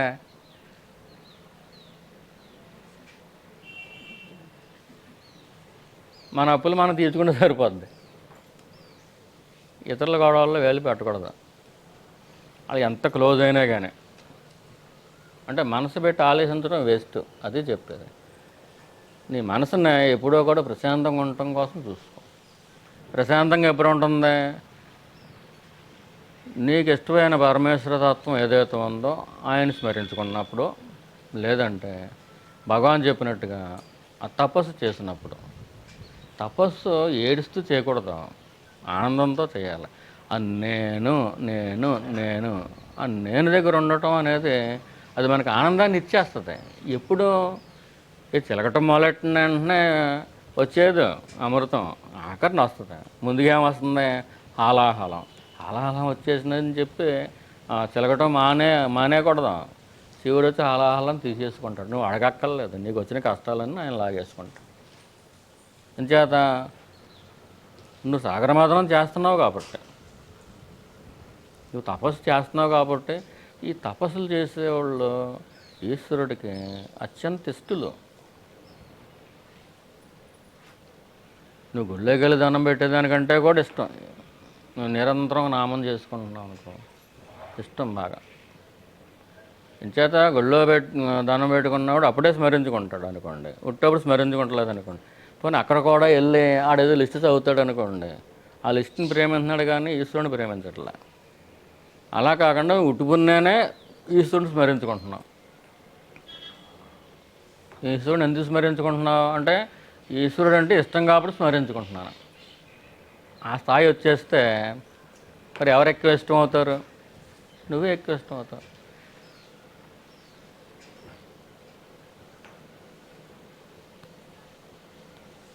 మీ అబ్బాయి ఉన్నట్టుండే రోజుకు 10 సార్లు ఫోన్ చేస్తున్నాడు అనుకోండి, అరే ఏం కావాలరా నీకు చెప్పరా బాబు అనేస్తారు కదా. అమెరికాలో ఉన్నా కానీ అసలు ఏంటి ఇన్నిసార్లు చేస్తున్నావు, ఏంటి చెప్పు, ఏం కావాలి నీకు చెప్పు అనేస్తారు కదా. అలాగే ఈశ్వరుడిని స్మరించుకోక ఈ ఫోను ఇవన్నీ నిజం అనుకుంటున్నారు. మరి ఈశ్వరుని స్మరించుకుంటూ ఉంటే ఆయనకి తెలియకుండా ఉంటుందా? మీరు ఈశ్వరుని స్మరించుకుంటున్నారా? ఆయనకు తెలియకుండా ఉంటుందా? మీ స్మరణ అందకుండా ఉంటుందా? మీరు చేసే జపం ఆయనకి చేరకుండా ఉంటుందా? చేరిందో చేరలేదో అనుకోకూడదు. మీరు అందరూ పడుకున్నప్పుడు కూడా ఆయన ఎప్పుడు పడుకోడు. ఆయనకి నిద్ర అవసరం లేదు. జాగ్రత్త, స్వప్నం, నిద్ర ఈ 3 స్థితులకి ఆవలు ఉంటాడు ఆయన.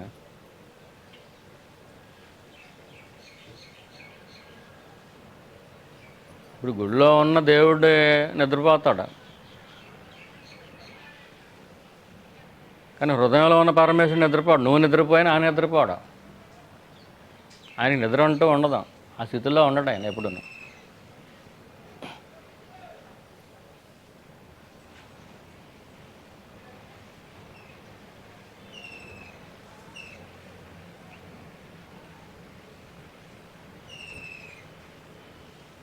గురు పౌర్ణమి అయిన తర్వాత ఆ తర్వాత ఆదివారం మీ ఇంటికి వచ్చి సత్సంగం పెడతామండి. అప్పటి నుంచి ఒక వారం, ఒక ఆదివారం ఇక్కడ, ఒక ఆదివారం భక్తులలో.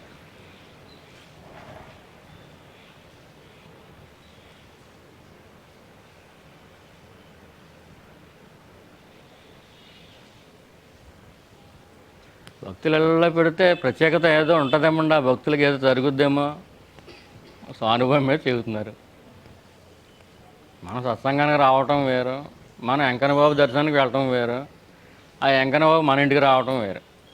చాలా తేడా ఉంటుంది.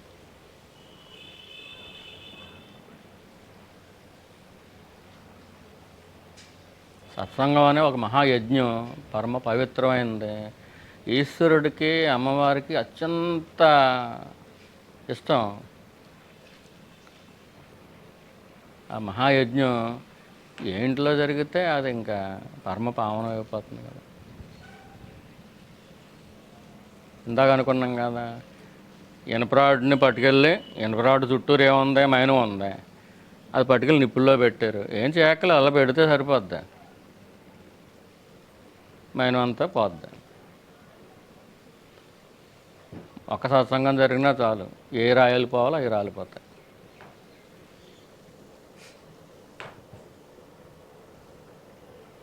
అంటే గురు పౌర్ణమి అయిన తర్వాత ఒక సత్సంగం యాగశాల, ఇంకొక సత్సంగం భక్తులు వెళ్ళు, ఇదివరకు అలా వెళ్ళేవాళ్ళం కదా. అలా మనకు ఆడావాళ్ళు ఆర్భాటాలు ఏమి ఉండకూడదు, మైకులు గీకులు ఏమి ఉండకూడదు. మనం కూర్చునేదే 10 మంది కూర్చుంటాం.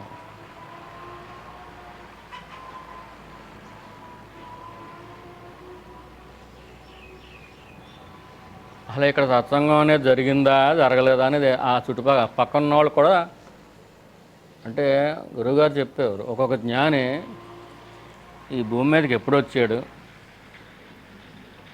ఎంతమంది తరింపు చేశాడు, ఆ ఊళ్ళో వాళ్ళకి కూడా తెలియదంట, ఆ పక్క ఈదులో వాళ్ళకి కూడా తెలియదంట. వాడు ఎప్పుడు వచ్చాడు భూమి మీదకి, అంత సైలెంట్గా వెళ్ళిపోతారంట. అది ఈశ్వరుడి యొక్క లక్షణం. అడావుడి ఉండకూడదు. మాయకి అహంకారానికి అడావుడి అంటే ఇష్టం, సత్యానికి జ్ఞానానికి అది ఎప్పుడు కాముగా ఉంటుంది. ఈ భూమి మీదకి ఎప్పుడు వచ్చారు, వాళ్ళు ఎప్పుడు ఆత్మజ్ఞానాన్ని పొందారు, ఎంతమందిని తరింపు చేశారు, ఈ జాడ కూడా లేకుండా వెళ్ళిపోతారండి. ఎవరికి తెలియదు. ఇప్పుడు రాముల వారు ఉన్నారు, శ్రీకృష్ణ పరమాత్మ ఉన్నాడు, లేదా యుద్ధాలు చేశారనుకుంటాం, కానీ ఒక్కొక్కళ్ళు కొన్ని లక్షల మందికి జ్ఞానం ఇచ్చారన్న సంగతి ఎవరికి తెలియదు. రామ 2 అక్షరాలు పట్టుకుంటేనే మహర్షి అయిపోయాడు. అక్కడ రాముల వారు సీతమ్మ వీళ్ళందరూ ఉండగానే వాళ్ళ స్టోరీ రాసేసాడు, కంప్లీట్ చేసేసాడు.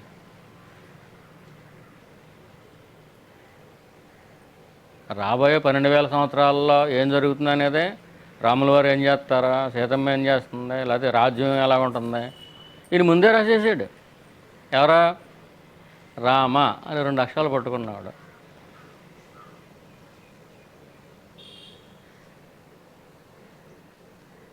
ఎంత గొప్పోడు.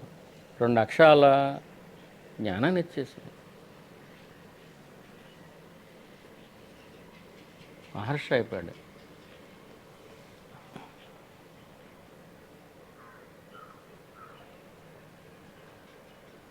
వాళ్ళు ఏం చెప్పారండి, బ్రహ్మ సత్యం, ఏది నిజమో అది మాత్రమే నిజం, కరెక్టే. అది నువ్వు నేను నేను నేను అనుకోగా నువ్వు ఆ నిజం ఏదో అదే నువ్వు అన్న సంగతి తెలుస్తుంది. అనుభూతికి వెళ్ళాలి. అది నేను అక్షరాలుగా కాకుండా అనుభూతికి వెళ్ళాలి. నేను అని అనుభవం అవుతుందో లేదో, అనుభవం అయింది, పోనీ అవ్వలేదు అనుకుంటా చూడు, ఫీలింగ్, ఆ ఫీలింగ్ని టచ్ చేయి, నేను అనే ఫీలింగ్ టచ్ చేయి.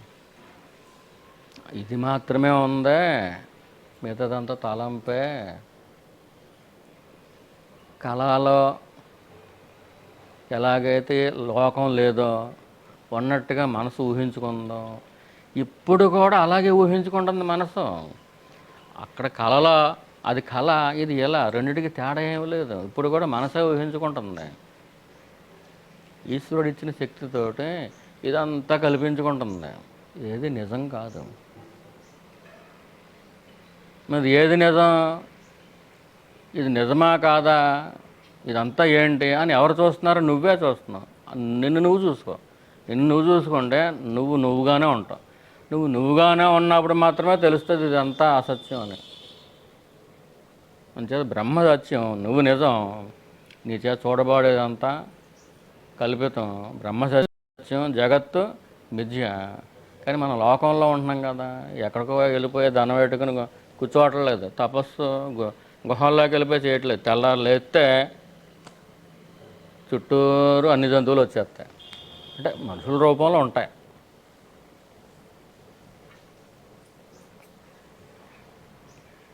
అంచేత ఏం చేయాలి మనం? మూడోది సాధన. బ్రహ్మ సత్యం, అది నిజం, సత్యం స్టేట్మెంట్. అది జగత్తు మిథ్య, అది అనుభవం. అది నువ్వు సత్యంగా ఉన్నప్పుడు నీ చేత చూడబోదేదంతా కూడా కళ్ళే, నిజం కాదు, అది అనుభవం. మూడోది అంటే జగత్తు బ్రహ్మము. ఈ జగత్ అంతా బ్రహ్మముగా సత్యం. జగత్తులో ద్వేషింపదగ్గది ఏదీ లేదు. ఇది కూడా బ్రహ్మమే. కానీ అన్నమే తిను, సున్నం తినకం. నీ నోరు పొక్కిపోతుంది అనుకున్నప్పుడు అది తినొద్దు. నీకు ఇది పడుతుంది అనుకున్నప్పుడు తిను. ఎవరితో మాట్లాడుకోవాలి, ఎంతవరకు మాట్లాడుకోవాలి, ఏ వ్యవహారం ఎంతవరకు ఉండాలి, ఇలా వ్యవహారంలో ఉన్నప్పుడు కూడా నీ మనసును దాంట్లో పెట్టకు, నేను దగ్గర ఉండు. అది కష్టమే, కానీ సాధన చేస్తే సాధ్యం కానిది లేనే లేదు. మనం సాధన చేయాలి. అవసరమైతే ఇదే సాధనలో ఉన్న వాళ్ళని మనం జత తీసుకోవచ్చు, తప్పులేదు. డైరెక్ట్గా ఈశ్వర సంధానం ఉంటే గొడవ లేదు, లేకపోతే సద్గురు సంధానం మానసికమైనది, భౌతికం కానే కాదు. ఈశ్వరుడికి మనకే, గురువుకి మనకే ఉండేది ఏంటి బంధం? మానసికమైనది. అది ఇనపతాడు కంటే కూడా బలమైనది, అది మానసికమైనది. అంత బలంగా ఉంటే కనుక అడుగు అడుగుని కూడా నిన్ను గురువు నడిపిస్తాడు. నువ్వు అడుగు వేయబోతూ ఉంటే అక్కడ ఏదో పాము ఉంది అని చెప్పి పాముని తీసేసి అప్పుడు అడుగు వేస్తాడు.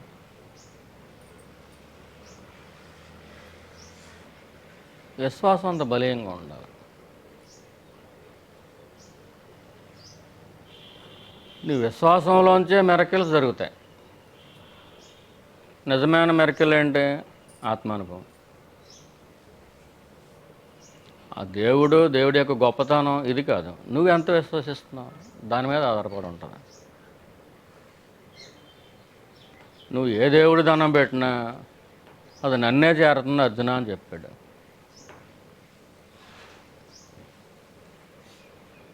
నన్నే చేరుతుందంటే ఆ నేనుగా ఏది ఉందో అది చెబుతుంది అక్కడ. శ్రీకృష్ణ పరమాత్మ రూపం కూడా కాదు, కృష్ణ రూపం, శివరూపం, ఈ రూపాలు కాదు అసలు. నేను నన్నే చేరుతుందంటే ఆయన ఏ నేనుగా ఉండి చెబుతున్నాడో ఆ నేనుకి చేరుతుంది. ఎంతమందికి దండం పెట్టినా ఆయనకి వెళ్తుంది. నువ్వు పొంతలో ఉన్న ఒక రాగి దండం పెట్టినా కానీ ఒక కోరిక తీరితే అది ఎవరి ద్వారా తీరింది? ఈశ్వరుడి ద్వారా తీరింది. ఏకలవ్యుడు ఆ గురువు రూపం విగ్రహం చేసుకున్నాడు, మట్టితో చేసుకున్నాడు, ఆయన దండం పెట్టాడు. ఈశ్వరుడు కల్లాకి వచ్చి యుద్ధాలు నేర్పేశాడు. గురువుకి ఏం తెలియదు. ఎవరు నేర్పారు నీకు ఎంత గొప్ప విద్య అంటే మీరే నేర్పారు అన్నాడు. వీడికి తెలియదు కదా, ఆ రూపంలో పడుకున్నాడు కదా. అంటే ఆ రూపానికి సంబంధించిన ద్రోణుడికి అసలు ఏమీ తెలియదు, కానీ నేర్పేశాడు. ఎవరో? పరమేశ్వరుడు నేర్పేశాడు. అంచేత రూపం ముఖ్యం కాదు. నీకు భగవాన్ రూపంలో రావాలా, ఇంకొకరి రూపంలో రావాలనేది నీకు రూపం ఇష్టమైంది కాబట్టి పట్టుకున్నాం. ఆ రూపానికి లేదు ఆ శక్తి. ఆ రూపం ద్వారా నీ యొక్క శ్రద్ధను చూస్తాడు ఈశ్వరుడు, నీ యొక్క డెడికేషన్ చూస్తాడు ఈశ్వరుడు. ఆ ఈశ్వరుడే ఇస్తాడు. నీకు ఆ రూపం ఇష్టం కాబట్టి ఆ రూపం ద్వారా అనుగ్రహిస్తాడు. ఇంకా ఆ దేవుడు ఈ దేవుడు ఇదేం ఉండదు. ఇంకా ఈశ్వర శక్తే వచ్చి నిన్ను చూసుకుంటుంది. నువ్వు నీ డెడికేషన్ మీద ఆధారపడి ఉంటుంది, నీ నమ్మకం మీద ఆధారపడి ఉంటుంది. అది దేవుడి మీద ఆధారపడి ఉంటుంది, దేవుడి యొక్క రూపం మీద ఆధారపడి ఉంటుంది. నేను అన్నదే అది.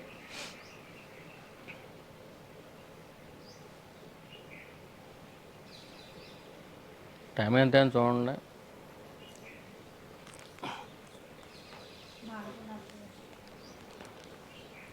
లాస్ట్లో ఇది చేద్దామండి. కత్తిరాజ్ఞ చేద్దాం.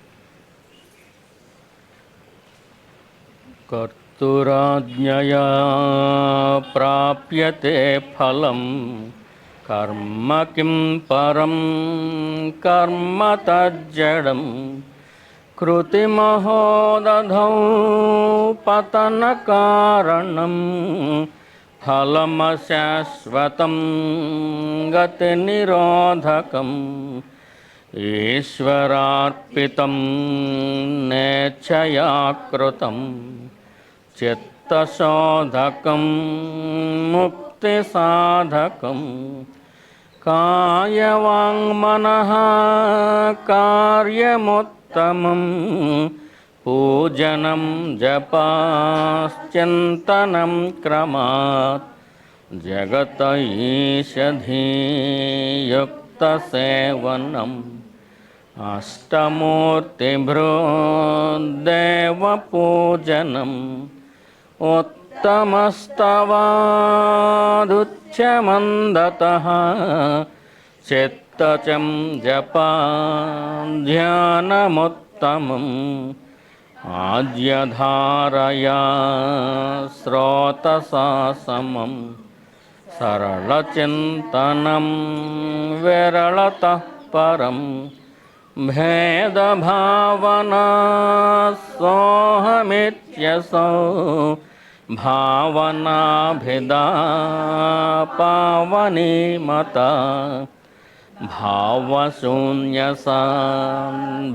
భావశూన్యసాన్భావసుస్థితిః భావనాబలాన్ భక్తిరుత్తమా హృత్స్థలే మనః స్వస్థతా క్రియా భక్తియోగబోధశ్చ నిశ్చితం వాయురోధనా లీయతే మనః జాలపక్షివాంద్రోధసాధనం చిత్తవాయవాశ్చిత్క్రియాయుతా శాఖయోర్ద్వయే శక్తిమూలకాన్ లయ వినాశనే ఉభయరోధనే లయగతం పునర్భవతి నోమృతం ప్రాణబంధనాల్లేన మానసం ఏకచింతనాన్నాశమేత్యదః నష్టమానసోత్కృష్టయోగినః కృత్యమస్తి కిం స్వస్థితిం యతః దృశ్యవారితం చిత్తమాత్మనః చిత్వదర్శనం తత్వదర్శనం మానసం తు కిం మార్గణే కృతే నైవ మానసం మార్గ ఆజ్యవాత్ వృత్తయస్త్వహం వృత్తిమాశ్రితాః వృత్తయో మనో విద్యహం మనః అహమయం కుతో భవతి చిన్వతః అయి పతత్యహం నిజ విచారణం అహమినాశభాజ్యహమహంతయా స్ఫురతి హృస్వయం పరమపూర్ణసాన్ ఇదమహం పదాభిఖ్యమన్వహం అహమిలేన కేప్యలయ సత్తయా విగ్రహేంద్రియా ప్రాణధీతమః నాహమేకసాన్ తజ్జడం హ్యసాన్ సత్వభాసికా చిత్వవేతరా సత్తయా హి చిత్తయా హ్యహం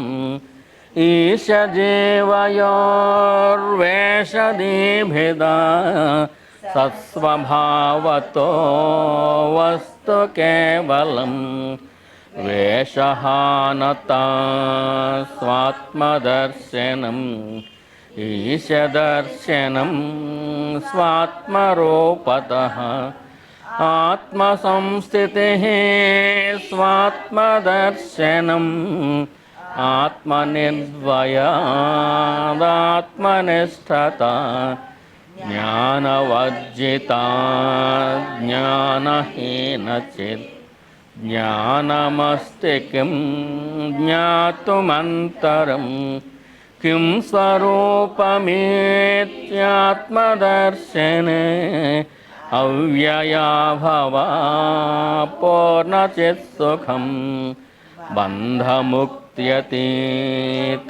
परं सुखं विन्दते अजीवस्तु दैविकः अहमपेतकं निजविभानकं महदिदन्तपोरमणवागियम् अहमपेतकं निजविभानकं महदिदन्तपोरमणवागियं कर्तुराज्ञया प्राप्यते फलं कर्म किं परं कर्म तज्जडम्।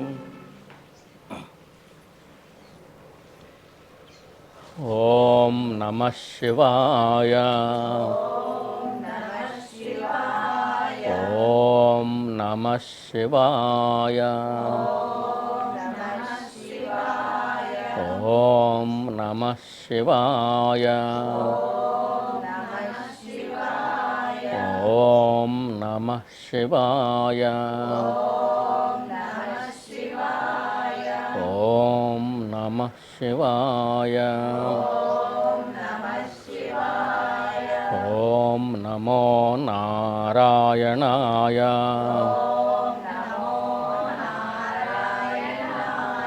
ఓం నమో నారాయణాయ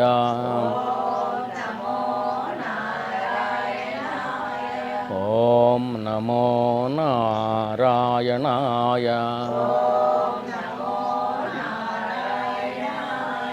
ఓం నమో నారాయణాయ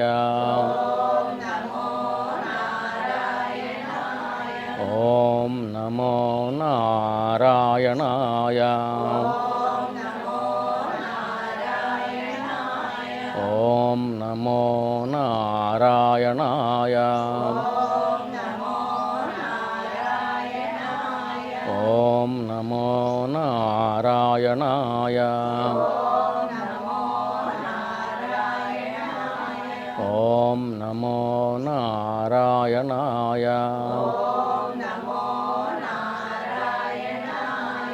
ఓం శ్రీ మాత్రే నమః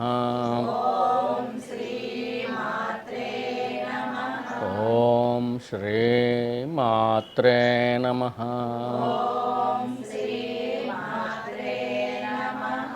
ఓం శ్రీ మాత్రే నమః ఓం శ్రీ మాత్రే నమః ఓం శ్రీ మాత్రే నమః ఓం శ్రీ మాత్రే నమః ఓం శ్రీ మాత్రే నమః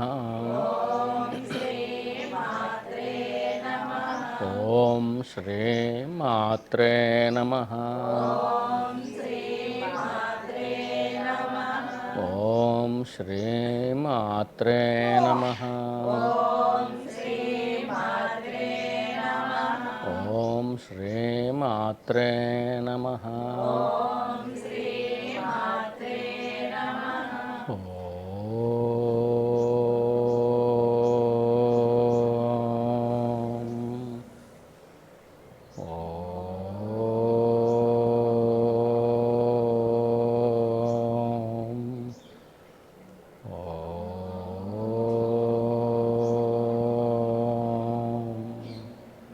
शांति है शांति है शांति है।